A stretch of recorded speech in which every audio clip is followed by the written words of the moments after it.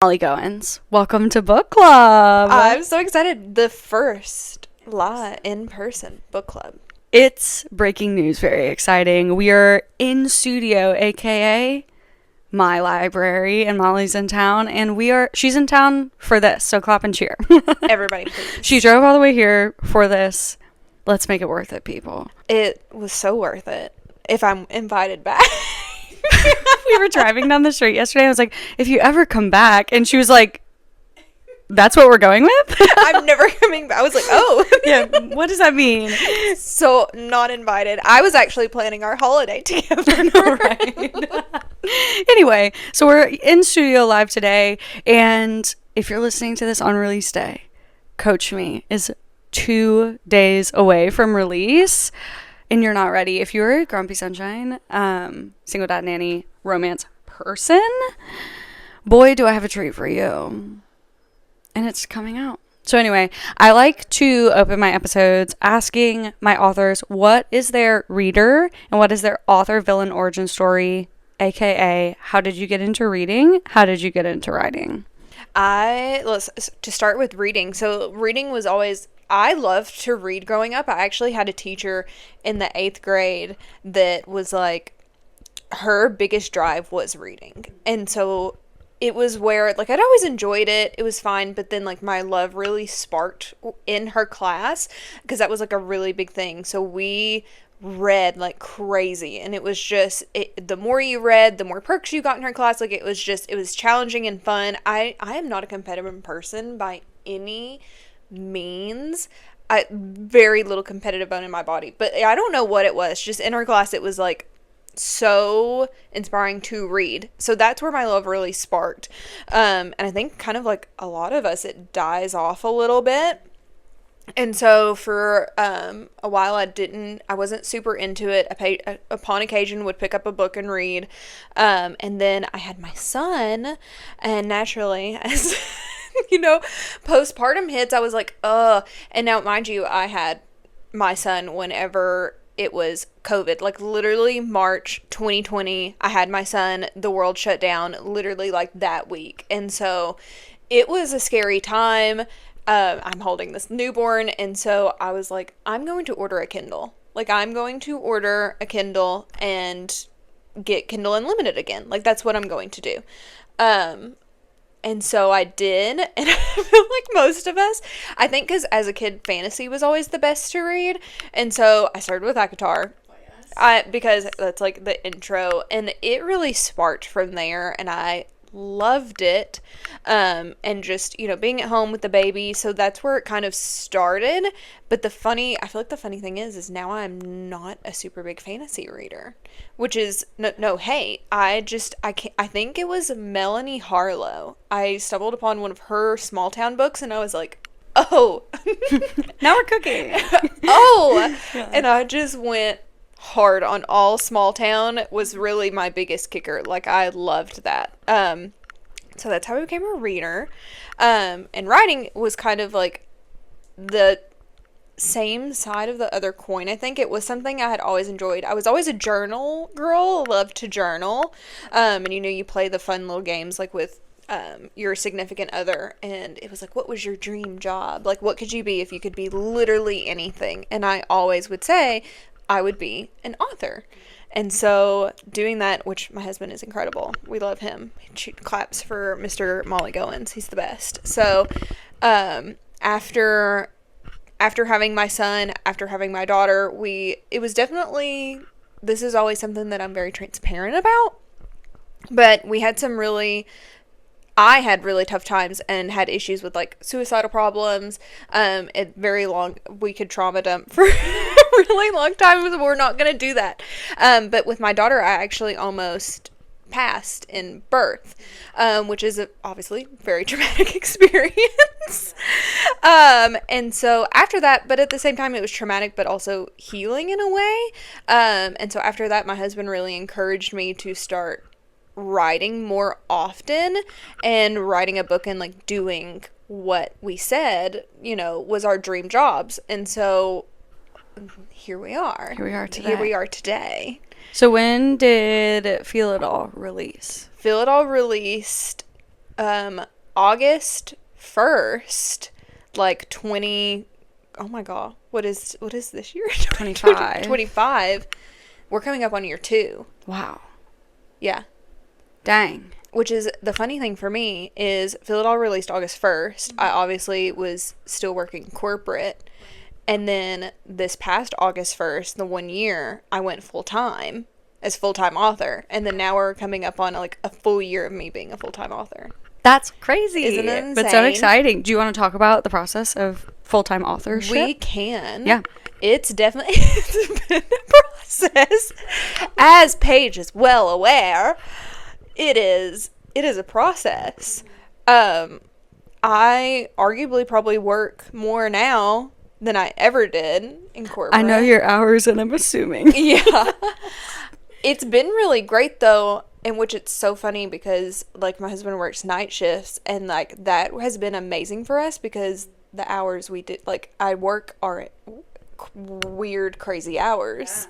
Yeah. And so I'm like, I don't know, it just has always worked really well for us, and, like, being home doing this full time has been, like, remarkable. I will have to say, for anyone listening also, like, I have 2 children. Yeah. And so, like, because I feel like a lot of times when people go into, well, why is she full-time? Why am I not full-time? Yeah. I feel like it's important to note other factors at play because it's like childcare was so expensive. So, like, me being home was also a help. Mm-hmm. And that's not to, like, dox what I'm proud of and what I've done with my business. But at the same, I do like to, like, make note that there were other factors than just, oh, I'm doing this full-time now. Yeah, absolutely. Yeah. And something you just said sparked my beautiful little brain of things that we like to talk about all the time. Shall we talk about comparison in the book space? Shall we? We shall. I think, preface, I work for Mollie. If you don't know, which I feel like I talk about Mollie all the time, Mollie's the reason I am working full-time in the book space because she's the first person to offer me a job. Love you. Makes me so happy. Well, she was like, have you ever considered? And I was like, no. And she's like, would you consider? And I said, perhaps. And then we worked together for like a month. And then I was like, what if I did this and times it by, I'm not kidding, 1 million? I love how we went into this and we were like, okay, let's just trial it. Yeah. We'll trial it. I think we started with a 3-month trial period. And by the end of we haven't month discussed 1, that. Do we want to renew our 3-month challenge right now on the podcast? I love that we literally we were like, 3-month contract. We're going to just try this, see how it goes. And then we're both like, you're doing this full time. We've come a long way. So was in February or March? Yeah, it was March officially. We had talked about it in February. It was a discussion, and then March was like official. We're going to do this. Yeah. Because I do want to say, though, to anyone listening at home who does PA work, or just interested in working in author services, mainly I want to say I'm a crazy person. Like, the hours I kept during that time were unsustainable. Oh, it was bad. To make this happen so fast. And like, it is hee ha ha, but it's also not, like, because I think going back to the comparison conversation of like, oh, you started this in March and we're recording this in July, and how is she doing this full time after? Yeah. It's because I'm a crazy person. And a lot of things fell into place, and a lot of the friendships and relationships I made in the book space ended up being a good fit for the services I offer authors, whether that be business strategy. I offer pretty specific services, I would say, think so. That are a little bit different. So I just, creating a niche for myself and that kind of thing. But speaking of segues, comparison. Yes. We talk a lot in our friendship because, yes, we work together, but you're also like one of my best friends. And we talk a lot about comparison in the space. Mm-hmm. And it's hard. Very hard. And you have a very good take on author comparison experience. So go. Chat. You're off. I think which it's really hard. And I feel like it's, again, important to preface that I too deal with the comparison game. I feel like it's not something that you should just be like, oh, I'm not going to compare myself. Comparison is the thief of joy. Like, you shouldn't, but at the same time, let's really think about it. It's human nature to compare. So I really try hard to, like, if I'm feeling a day where I'm just down, I'm like, feel it, but I give myself a couple of, like, depending on the level, I either get like an hour, a couple hours, a day max, to really feel how I'm feeling. And then, but really looking at the whole picture of everything, there's so many factors. And so a lot of times, once I'm done feeling what I'm feeling, because you should never fight your feelings are valid always, no matter what they are. You just have to rationalize with them. So once I feel them, I rationalize with them. And so I really try to take into consideration the fact that, like, okay, I have this many books. And again, and it's not to compare, to pit one person against another. That's not what it is. But like going in and being like, okay, this is what I have, and rationalizing where I'm at and the structure that I have accomplished and the goals that I've set, and then thinking back, okay, this person who's doing incredible, but let's take out the fact that they are completely different than me, which, not to discredit their work either, but how can I compare apples to oranges? Yeah, it's apples to oranges. Yeah. And their fruit is beautiful. Yeah. My fruit is also beautiful. And I think it kind of goes into like, well, your grass is really, really green. Great. I'm also like, be too busy watering your own grass to notice what other people's grass is. And that, again, I think it has such a stigma about it to say it and just be like, caught up in that loop of everything, because again, it's not to say those people don't deserve their hard work. And I think the whole part of it, we talk about this a lot, is like, luck can play maybe 5% into what you are putting into the whole grand scheme of things. You have to show up in order for luck to find you. Hard work puts you in a position for luck to find you. Yes it does.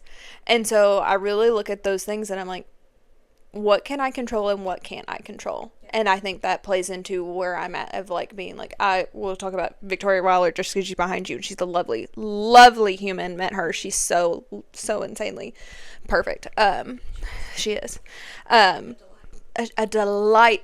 delightful person.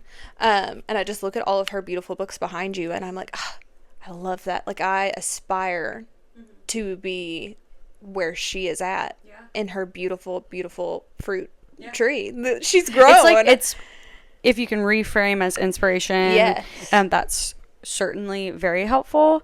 And I think, at least for me in this space, I talk with a few of my friends often about, it's like, your success is not my failure. Like, by any stretch of the imagination, like, and that is such a refreshing mindset to be in, of like, just because you're succeeding doesn't mean I'm failing, or vice versa. And just because you're at mile 8 of your journey and I'm at mile 4 doesn't mean that, like, it's just the comparison. What you see on screen is such a small percentage of what's actually going on in someone's life. And so realistically, comparing yourself to someone else's journey that really you don't even know, is not healthy or productive. No. And so hard work puts you in a place where luck can find you, where it's like, control what you can. Yes. In my opinion. Control what you can.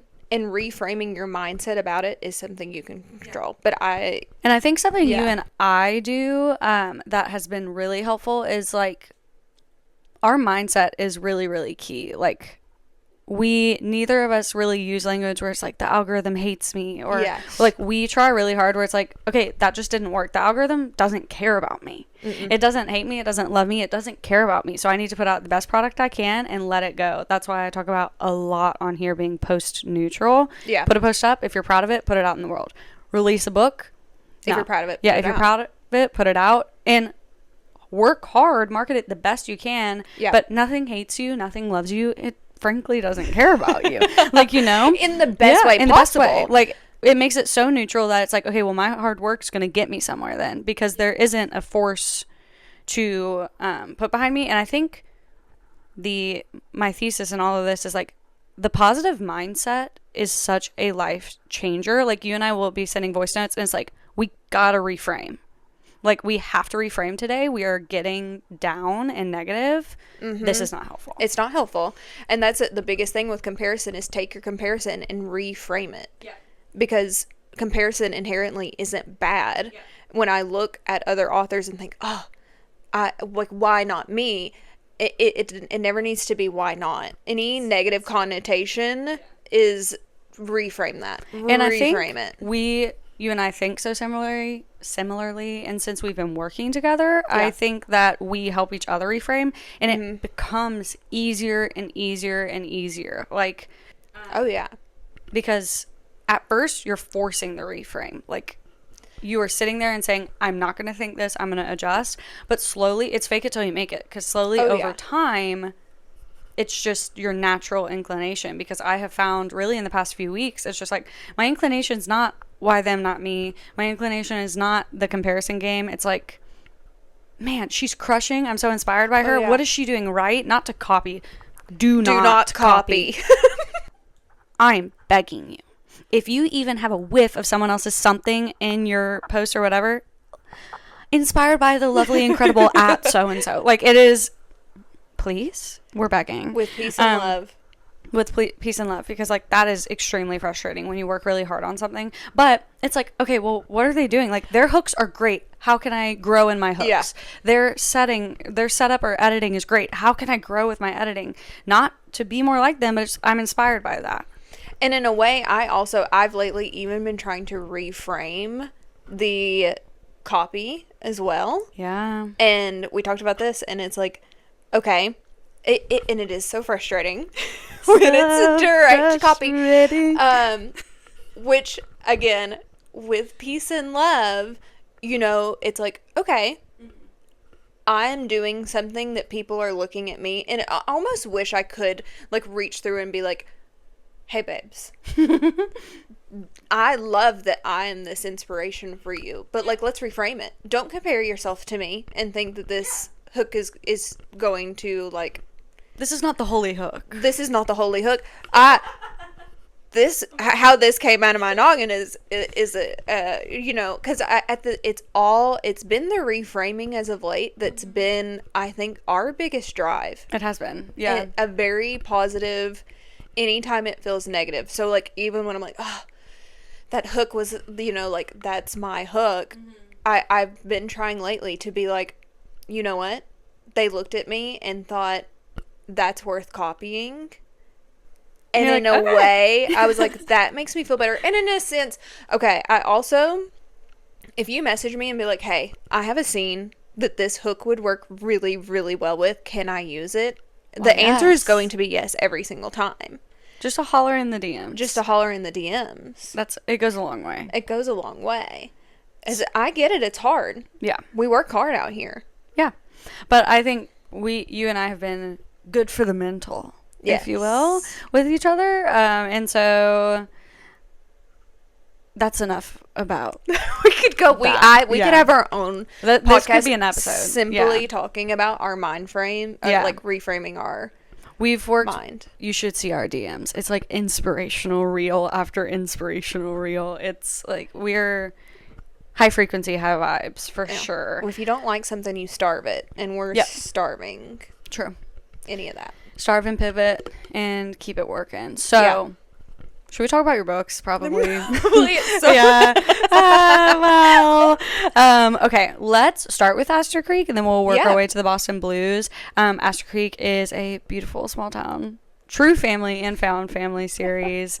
First responders following three sisters, and it's stunning. It's now on audio. It is, which makes me blows my mind. And the audios are so good. So good. Might I recommend, by the way, the Bring It All audiobook just while I have you? Because yeah, like, when Podium reached out to me about this and we started talking, Amy Hall and Thomas Oakley were who I wanted for Bring It All specifically, and they were like, well, they would love to do all three, and I was like, sold. But whenever it was like, who do you envision for each book? I was like, these people for Bring It All, Amy Hall and Thomas Oakley, like that. That's who I envisioned. So having them was like Yes. a dream. So I would love this. We're going back kind of to the wee woo a little bit, but let's start with talking about your relationship with your debut. Yes. And then we will move through Astor Creek and into the blues. Yes. My debut. I love her. I love her. I love her. I love her. I love her so much. And I think one of the best things that, in which I've gotten this a lot lately, and again, there's a point to this, I swear, is so many Land the people, plane. We will land the plane and loop back to Feel It All. So many people have been obviously starting with Picture Us. It's been, Great place to start. great place to start. I almost said arguably my most popular book, but I think Despite It All has been. But anyways, back to based off the time, Despite It All has been out longer. I love her. People read that series backwards, and I love that the most. And I've gotten so many people be like, I love reading it backwards. Which one, because you read it backwards, you get so many, there is actually so many Easter eggs when you read it backwards. Yeah. Which I love. And so many people see it when you read it backwards, they're so clear. And I love that. So if you're a person who loves like catching Easter eggs, you need to read it backwards for sure. But what I also appreciate is that they can see the growth in my writing, which either way you're going to read it, you're going to see the growth, and which I feel like is a very good feeling. For a while, again, we don't mean to look back to the comparison game, but for the longest I thought, oh my gosh, I need to unpublish this and like redo it again, not change the story because I love the story, but I'm like, I'm such a better writer now, and I say that in a sense where I almost want to stop myself and be like, oh, that's too braggy. I'm not trying to say like, and I'm trying to stop that. Again, well, I am allowed to feel good about myself. I hope you've grown. Yes, I hope I've grown. I hope you've grown. And I feel like I see that in just so vividly, and I don't want to. I'm like, oh, it's still going. Yeah. We're recording on our phones. Fun little We're fact. doing a new. We like. We're giving it. Yeah, it's working. We think great. We're gonna find out. We're gonna find out. Yeah. I love going back and being able to be like, this is where I've started and this is where I am. Yeah. I personally love Feel It All. Well, not I personally. I think the general consensus is people love Feel It All. I think people do love Feel It All. And I think the audiobook for it is just absolutely phenomenal. And so if you're an audiobook person, I say do the audio for sure. Again, not to discredit myself, but if you're like, Molly, what's the best showcase of your work? I would say start with Despite It All. Yeah. I am a huge Jet Ellison fan. If if you have listened to any episode of this podcast, you've likely heard me discuss him. I love Jet. I love Jet. He reminds me a lot of my husband. Now you've met my husband, Yes. And we can kind of see, the lore drop there. And so my Mollie Goins journey started as an ARC reader of Despite It All. And the reason I applied in the first place was I saw it started in Nashville, and I'm from Nashville. And I don't know if there's any way you have that application, but usually on an ARC application, there's like, is there anything you want me to know? And I was like, I'm from Nashville, so I have to read this book. So I have to read this. We need to find it. I think I have it, and if we're being completely honest, like when I saw you applied, I was like super excited. Because so freaking for no, I was. Because when you, and we talked about this a little bit this weekend, which was super fun. Again, quick sidebar. I'm so sorry. One thing about us. We love a sidebar. We love a sidebar. We love a sidebar. I love finding creators and watch them grow. Yes, we like it's like finding an indie artist before they blow up. That's our favorite thing. I love that. And we call it talent searching. We'll spend some time just scrolling the interwebs and being like, oh, she's gonna be the next big thing. We'll send people to each other and be like, she's the next book talk sensation, and that's my favorite thing to do. And again, I think we send so many. There's so many, and we're like, she's so cute. We adore her. Or he's so cute. We're just everything. We adore them. I love it. Especially, just seeing people who just started out. Oh, my God. Their first post was in June. Look at them go. That's my favorite. Yeah, and I feel like that goes back to even the books of being like, hey, look at where I started with Feel It All, and here I am now. And so I feel like I think that is just a lore thing with us. We're like, we like to see a villain origin story. We like to see the villain origin story. The hero arc. Yes. We love it. Yeah, because I found you really early on in my book talk journey. But so I applied, I read Despite It All, and it is the most like epic, jaw-dropping, grabbable plot, I think, because every time I talk about it online, people are like, pardon me? So they had a one-night stand in Nashville. She was pregnant. No last names, no phone numbers, no nothing, no way of contacting each other. They're not from Nashville. There's literally, I promise you, no way they could have found each other. I'm so serious. She's pregnant. He's been trying to find her because he's obsessed with her. So that's a beautiful part of it. And he shows up at his daughter's birthday party. And that's where everyone's like, pardon me? And it's just such a phenomenal plot line that you wrote so beautifully. It makes me so happy. It's so good. And that's the final book in the Astor Creek series. But it's the start of the crossover with the Boston Blues. Did you know that that was going to be the case when you wrote Despite It All? That you were going into the Blues and going to go baseball route? I was definitely leaning towards the baseball route. One of the things also, like, I really want to write a world that is so interconnected, like the Easter eggs. And so being like, obviously, if you've read Picture Us, Jet and Wyla in Despite It All cameo in that. And it's so fun. Yeah. And I feel like there were so many routes, because in the Astor Creek series, like, if you read, I have set up several other avenues.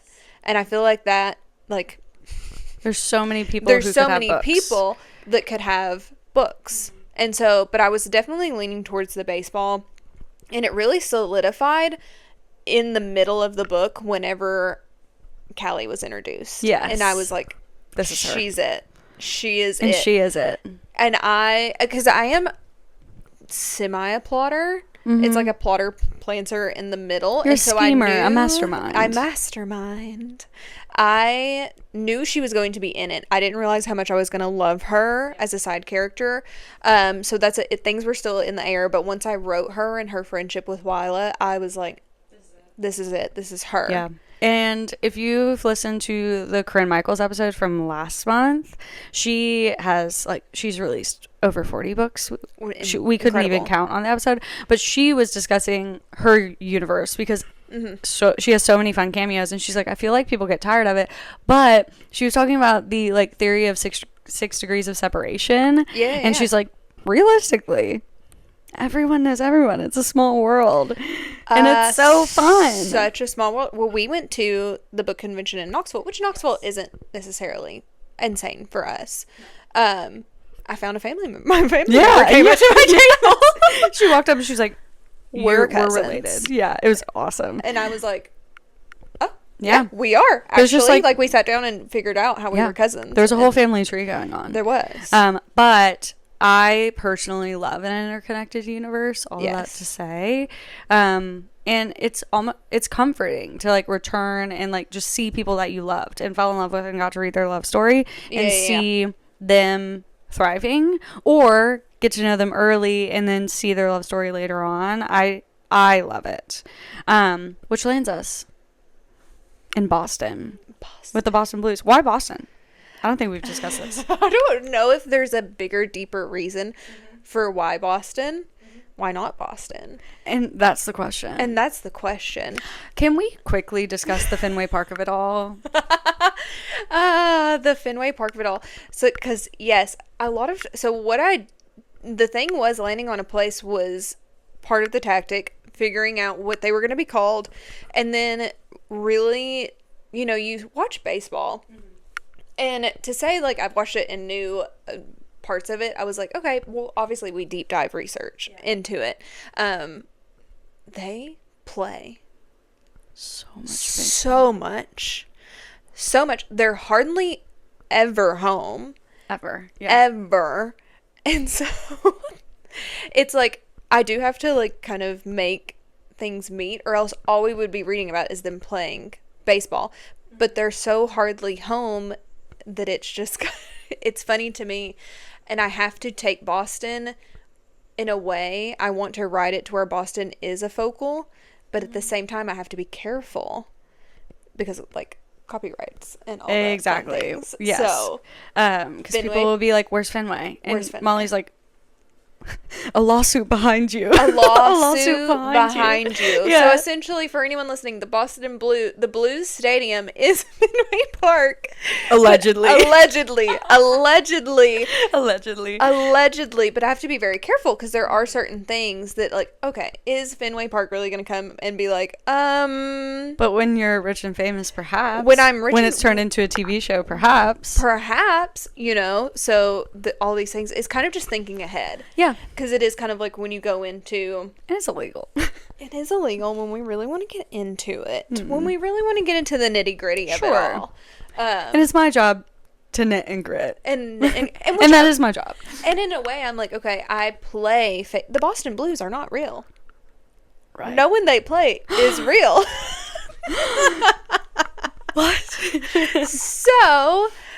why would Fenway Park, in a sense, in the way it is in my brain, and again, this is, I think, the way people think about books, and that's totally fine. Everyone, again, if you want to dox me for not making it Fenway Park, do you, babes. That's all you. You have every Please, right. you have every right to do that. Yeah. In the way my brain works is there is this alternate universe where all of my characters are real, and this is their world. There is no Fenway Park there. Like, that just does not exist. Yes. It is the Boston Blues. But if you need Fenway Park to Just get picture through it. this journey, so be it. Just picture it in your brain.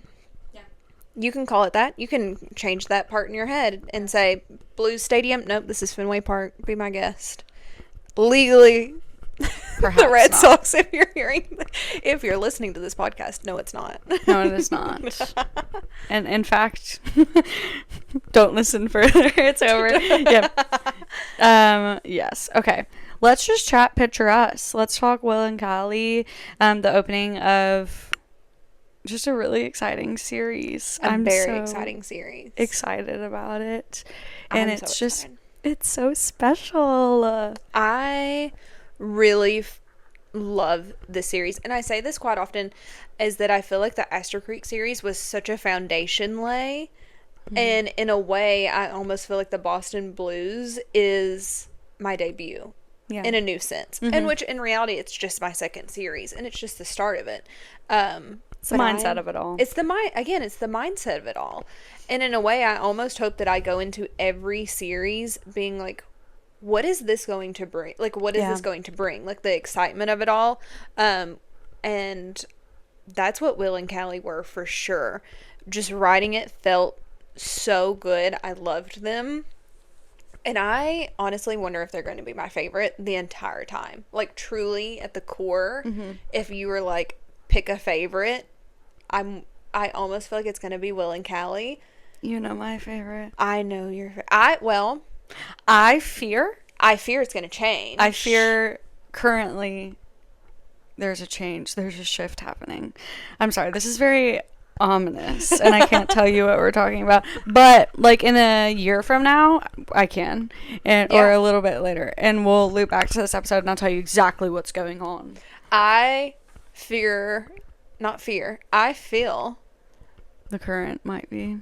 the current will change. I think book 4's MMC will move. And books 5 FMC will move. True. Very ominous. Very ominous. I think All of it's planned. Like, Molly knows who all the characters are. I feel like we get that question often A lot. from your team. It's like, do we know? Oh, we know. we know. And I think... And we have tropes. we as in do. you. We as in not me. You. I just work here. Coached me, which is fun. I actually got this question once, and I thought it was a really great question. And it was like, how do you even think of your series? Like, what do you do? Mm-hmm. How did you decide 5 books and all this? And which, fun fact, Boston Blues was actually going to be 4. Mm-hmm. And it came when I was writing Picture Us, it was like, someone is demanding a book. So now it's 5. Is it the last one that wasn't going to have one? He wasn't. Be for real. I know. And in a way, I had the 4 planned out, and I had which obviously had Picture Us plotted, and I had a pretty general plot for the other 3. Yeah. And then Picture Us really was like, nope, now it's 5. Yeah. And I think the plots for the other books definitely, I mean, they were just notes. They weren't and like necessarily tropes, tropes, so, yeah. scene ideas, characteristic notes, all that other stuff. Big moments. People's chemistry. One of my favorite lore things is that Waverly was not supposed to end up with Owen when I originally plotted out that series. Which can you say who she was? She was going to be with Levi. Well, no. And yeah, no. They told you no. They told me no. They fell in love with Owen West said, no, this is negative. Yeah. Not happening. That's fascinating. Isn't it funny? That's interesting, but I love that. It's been really, really fun to be a part of this process. Like yesterday, we were sitting by the pool and we were like, what about? Because we were trying to figure out a conflict and we were like, what about? And I'd be like, hear me out. I'm like, speak freely. Yeah, it's really, really fun. But Coach Me has been I feel like just the easy. I feel like it came so natural to you. It felt easy watching you. If you said, hey, Molly, what book was the easiest to write? Coach Me was the easiest to write. Coach Me has been the easiest to write by far. And that's insane. It was a 5-star read at the alpha stage for me, which wild concept. But it was. Which is kind of giving me struggle on book 3. Because Coach Me's alpha draft so natural. Was strong. And I say that. Peace and love. Peace and love. So strong. It was. I feel like Dex and Lucy just naturally came together, and I was trying to describe it to my mom the other day, and I was like, they feel like opposite sides of a magnet that like literally just had no other option but to snap together, because they are opposite, but literally it's like if you have them within any proximity to each other, the inevitability of them snapping it's a matter of time, if not when.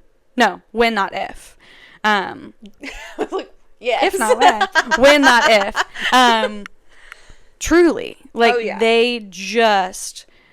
And if you want tension in a book... Oh, really? They have tension. They have tension, but Dex holds so much tension in this book. It is. So, talk about Coach Me.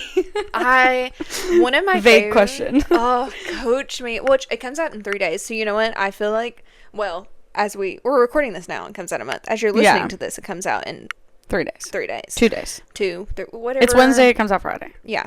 On the 15th. If you're listening past the 15th, go listen to it. Or not listen. It will come to audio. Yes. Read it. But it will be coming to audio.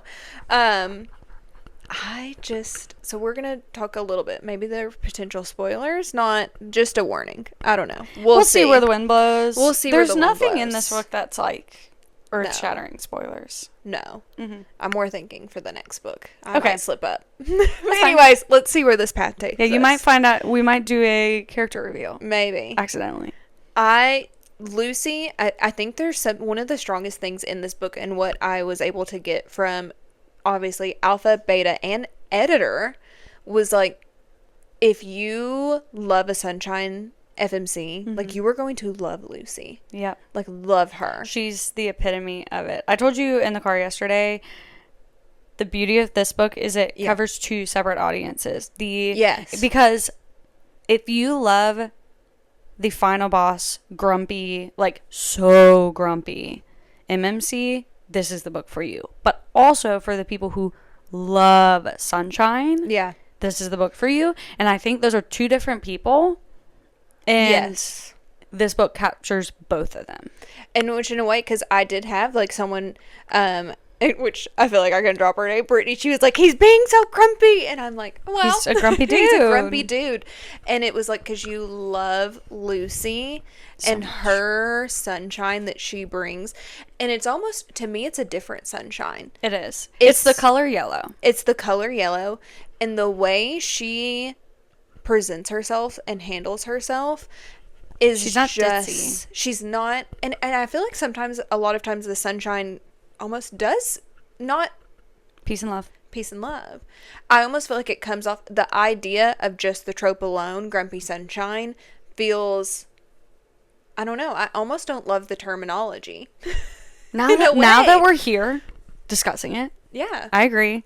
Because when I think of Dex and I think of him as a grump, I'm like, I don't, it feels like we're calling him a dick. And I'm like, in a way, I feel like when it's Grumpy Sunshine, sometimes that trope feels like it comes with that connotation. And I don't feel like that's them. No.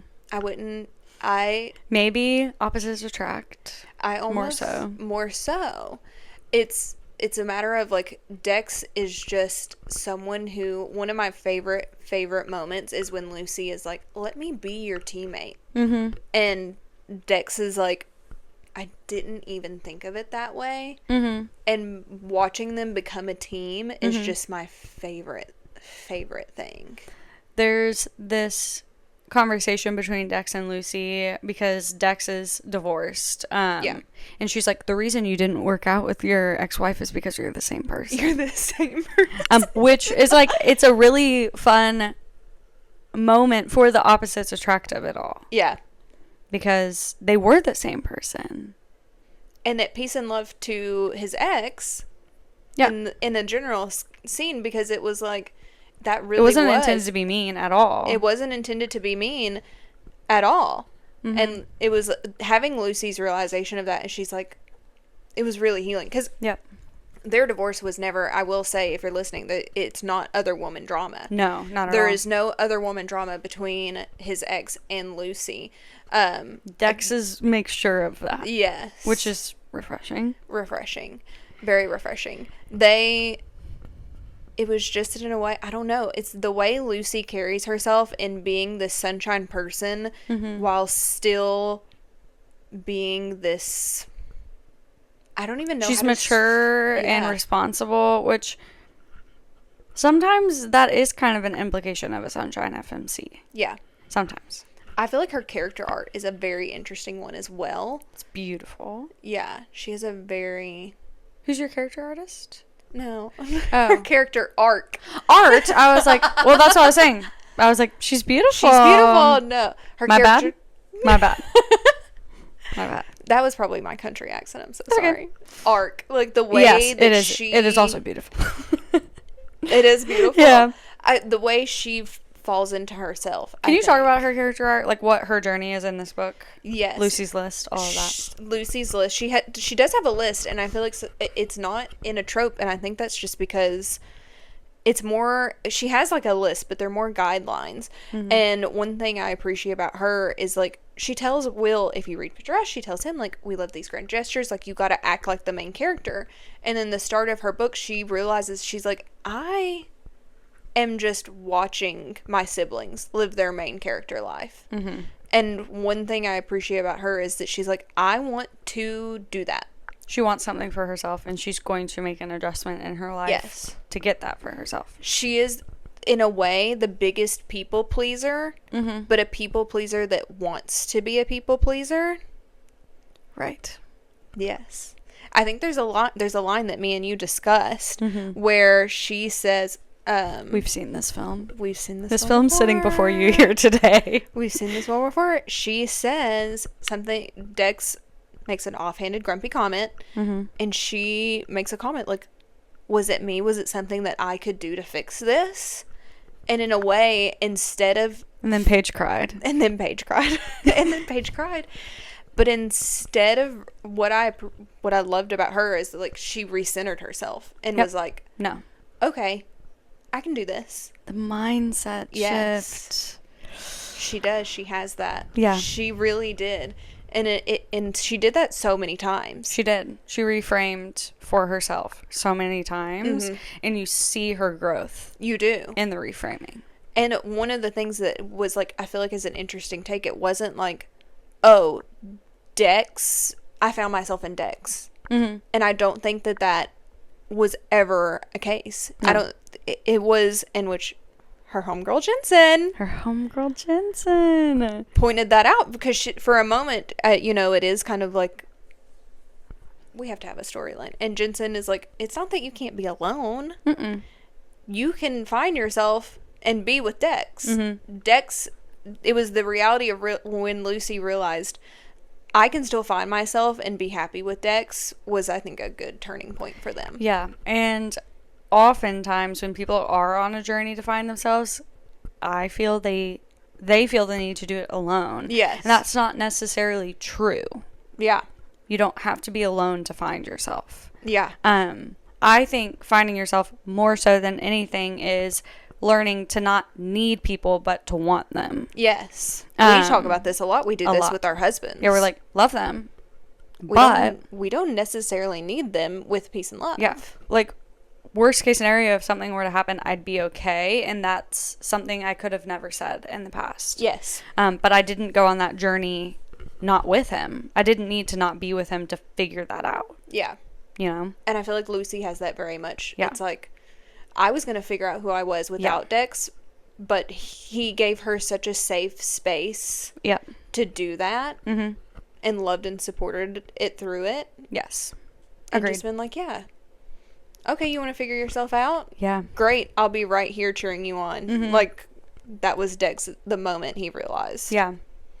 Can we talk about their age gap and really the fact that it's not that big of a deal? Because some people are like, I don't love age gap. And I will say, if you love age gap, this is great. But if you don't love age gap, it's going to be fine because it's not a point in contention. It's not a point of contention. Yeah, ever. There's jokes about it, but it's never a point of contention. And I really think that is rooted in, a lot of times, the people around them. Because one thing I love about the Boston Blues so much, and why I think I love it, is that their found family is just like so strong. It is. And even because writing it, I was like, it does need to be brought up in a sense, because it's an age gap. It is an age gap. It's there. And I respect anyone who doesn't want to read an age gap. Like, if you don't want to read it, that's not for you. Okay. Proceed. That's fine. But they definitely have that found family that they're like, okay. I think right away, homeboy Beck sits down with Dex and he's like, so she's 12 years younger than you. Okay. Yeah, right. And Dex is like, well, I know. And because even I think it's not a real big point of connotation for them, especially once they realize how well they work together. Yeah. It's a piece of the story, but if your hesitation with age gap is it being an issue, this is not it. Yeah. They don't even. It's like a hee hee ha ha. It's a hee hee ha ha. At one point, I think Dex makes a crack about being old, and she's like, Yep. So Dex is the pitching coach for the Boston Blues after retiring as a pitcher, which means he has a close-ish relationship with Will. So let's talk about Will's role in Coach Me's story. I love Will.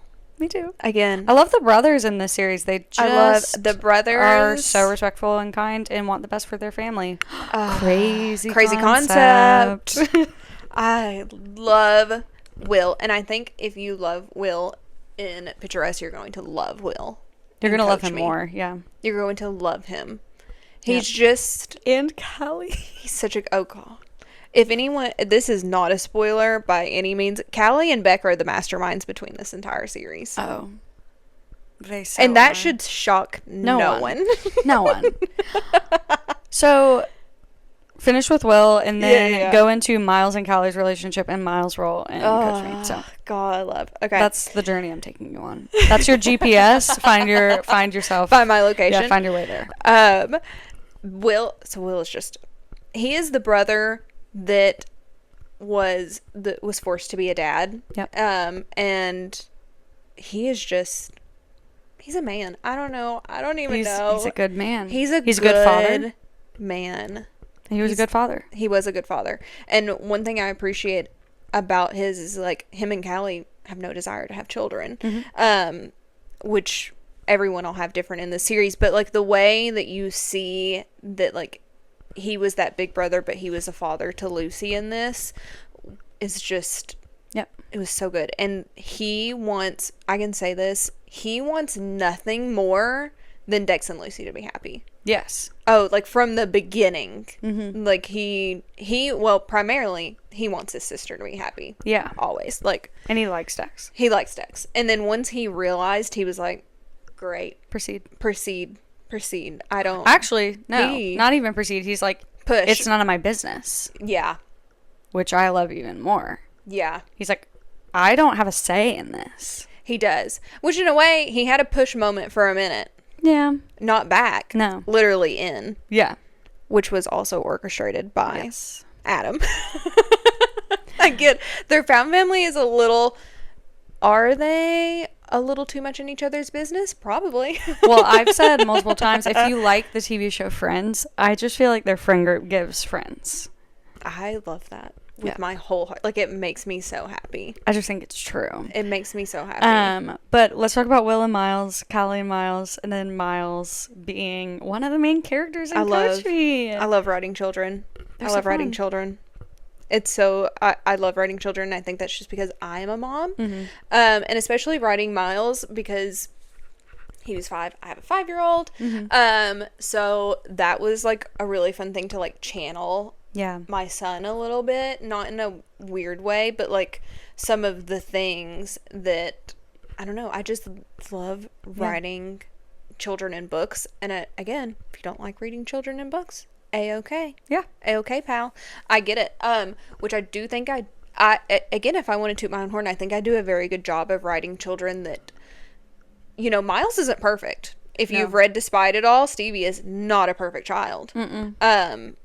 So I feel like there's a realness to them that I think helps. Yep. What I love about Miles so much is that he is so in love with Callie. He's so in love with Callie. He's so in love with Callie. Still, that doesn't go away. If you've read Picture Us, he's still so in love with Callie.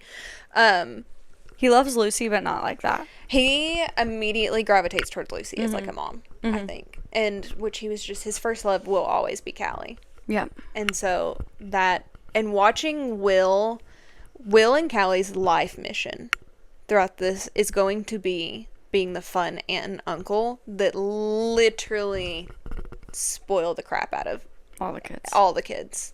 I love it. I don't like. That's on brand. It's them. They will be. Yeah. They will spoil every single child. Yeah. And it's perfect. Even Stevie. Like Callie will most likely send Stevie like huge presents for Christmas that Jet and Wyla would be like, you're kidding. Yeah. We hate this. Someone's got to do it. Someone's got to do it. I just love them. That is their life mission. Yeah. I love them. Can you talk at all about what's next in the Boston Blues? Which if you, well, they haven't read it necessarily unless they were an ARC reader, if you're listening to this before the 15th. But it's very clear what's next. It's very clear, and I feel maybe we do have to have a treat. Maybe there is a treat. A treat? A treat. That for the people? For the people. It is going to be Beck and Jensen. It is going to be Beck and Jensen. That's so very clear. It's so very clear. Through Coach Me. If I may, we can cut this. Jensen is everything to me. And it's off-brand for me, so you think. Yes. But you don't know Jensen like I know Jensen. Yet. She's going to be really unique. She's going to be a very unique character. I don't think I've ever read any FMC like her. Yeah, we can keep this. I'm fine with it. She is a very, very complex FMC. I'm obsessed with her. Think you're going to read her and think you know her. I think you'll read book 1 and book 2 and think you know Beck and Jensen. You don't know Beck and Jensen. You don't know Beck and Jensen. In the best way. Yeah. Because I think a lot of people love Beck and Jensen from Picture Us and Coach Me. Yeah. And they don't deviate from who you think they are, but the way they land on who they are and why they are the way that they are is so well hashed. I do like them a lot. I'm very excited. I love them. I love them. Yeah, it's gonna be good. They're very complex characters. Mm-hmm. And in a way, I was like, too complex. Like, yes. two, like, the number 2 complex characters in one book is, like, but it's perfect. They are two very complex characters. Not T-O-O, T-W-O. Yes, T-W-O. Yeah. Nothing's too complex. No. Yeah. I'm so excited for you all. You need to start gearing up. Gear up for this because it's going to be good. I'm very excited. Me too. You have a captive audience of Mollie Goins fans. And would you like to leave a message with them today as we close out this podcast? I love my fans.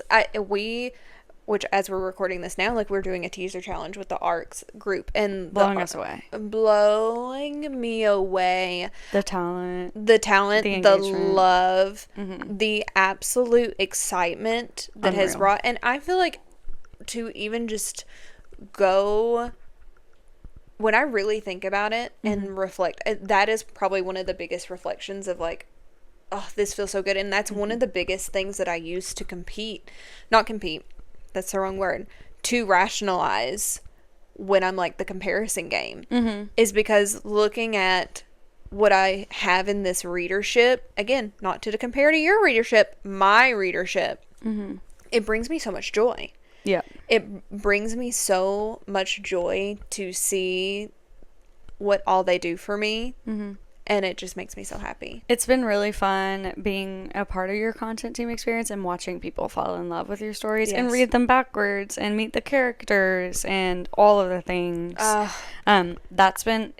feel like it's been happening more and more, and it's just been really exciting to watch. It's a wild thing to say. Love it, but it brings me so much joy, like you said. And reading it back when they're I read it backwards. Yep. And I see the Easter eggs. Yes. It just makes me so happy. Very validating. It brings me much joy. I love. Amazing. Well, I think that wraps us up for book club today, because knowing us, we could continue on and on. Could continue on and on and on. We probably shouldn't. We actually need to go work. Work must be done. Unfortunately. I must have. You must write Beck and Jensen. I must write Beck and Jensen. Yeah. The way I love them, again, they're very complex. They're very complex. So every time I'm finished with a session, I'm like, good God. Yeah. Why are you this way? Why are you the way that you are? Me, I am the problem. You wrote them. They are who they are. Yeah, they're fictional. So. And I feel like I want to close this out. I think one of my favorite things about myself is that I write a character the way I write a character. Yeah. I agree. I love that about you. Thank you. I think it's beautiful. Well, that's it. That's all. Good? Okay. Thank you, as always, for coming to book club. And we'll see you in the next one. Thank you for having me in person. Thank you for coming. She's never coming back. Apparently. I'm actually showing up for Christmas. Christmas could be an exciting time. Christmas birthday combo. And. Allegedly. I'm just going to show up at your doorstep. Yeah. I mean, exciting things could be happening around Christmas. Who's to say? Who's to say? Bye.